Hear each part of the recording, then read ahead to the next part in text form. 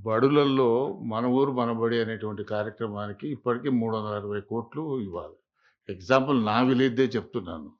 వాడు సగం పని చేసి పెట్టాడు. పిల్లలంతా చెట్ల కింద కూర్చుంటున్నారు. చలికాలం ఏడ కూర్చోవాలి చెప్పండి?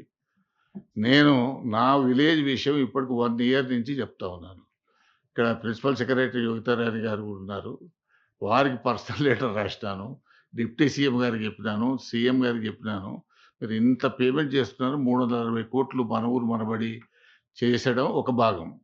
2 ఈ ప్రభుత్వం వచ్చినంక అమ్మ ఆదర్శ పాఠశాలని పెట్టినారు. దాన్ని మీరేం జేసినారు మైనింగ్ సెస్‌కు అటాచ్ జేసినారు.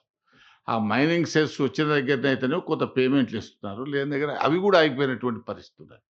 కాబట్టి దీని మీద మనం ఫస్ట్ వాడు కూర్చునేదానికి రూము అవన్నీ వసతులు ఉంటే తర్వాత.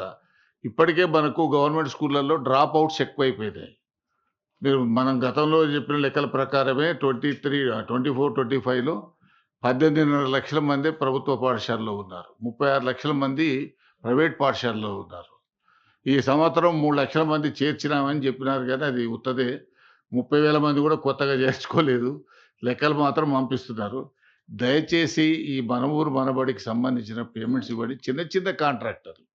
ఎందుకనంటే విద్యా కమిటీ చైర్మను. వాడు 3 ఏళ్ల కింద అప్పు తెచ్చి కడితే మీకు చెప్తున్నాను మా ఊరిలో 19,00,000, 20,00,000 బాకీ.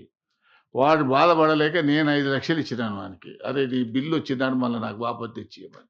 ఇటువంటి పరిస్థితి ఉన్నది.